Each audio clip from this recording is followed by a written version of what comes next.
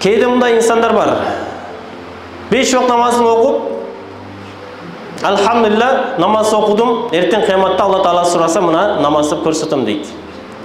Бирок ошондой инсандар эч качан өзүнүн муктаж болгон бир тууганын, кошунасын, досун, коомду, элди ойлобойт экен, жардам бербейт экен.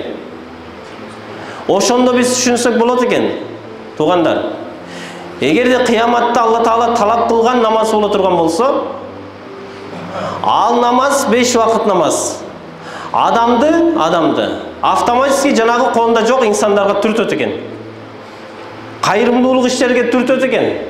Жөн койбойт ал намаз. Уктап жаткан жериңден ойготот. Бирөө сага телефон чалып, же эшигиңди каккылап келип жардам сураса, 5 вакыт намаз окуп жүргөндүгүң чын болгон болсо, Кудай Таала талап кылгандай намазды окуп жүргөн болсоңуз күн сайын, анда сиз колуңуздан келген жардамды жок деп айта албайт экенсиз. Могу жактагы намаз, бул жакта жүрөктө турган ыйман ага жол бербейт. Айта албайсыз. Айтып коюп жатасызбы? Колуңуздан келген жардамды жок, акчам жок эле, же убактым жок эле деп бир муктаж болгон бир момун мусулманга жардам бере албай жаткан болсок, анда билишибиз керек, 5 вакыт намаз болбой жатыптыр деп. Эгерде бирөөгө кайыр, ихсан, садака берип жүргөн болсоңуз дагы, ошол кайыр, ихсаныңыз, жакшылыгыңыз кабыл болуп аткан болсо, ал да сөзсүз түрдө сизди мечитке жетелеп келет. Бул экөө бири-бири менен жанаша жүрөт. Бири-биринен ажырабайт бул эки нерсе.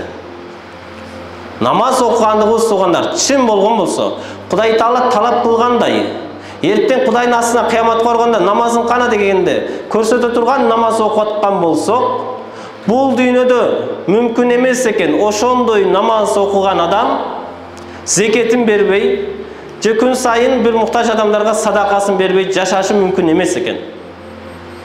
Мүмкүн эмес ал.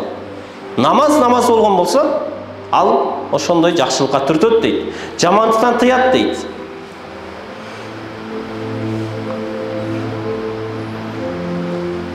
Намаз ушундай бир касиетке ээ экен. Ошон үчүн туугандар, дайыма колуңуздан келишинче жума намазына келип аткан бир туугандарыбыз бар болгон болсо, бүгүндөн баштап ниет кылалы, акырын 5 вакыт намаз өтөйлү. Түбөлүктүү жашообузду ойлойлу туугандар. Канчалык өмүр калды?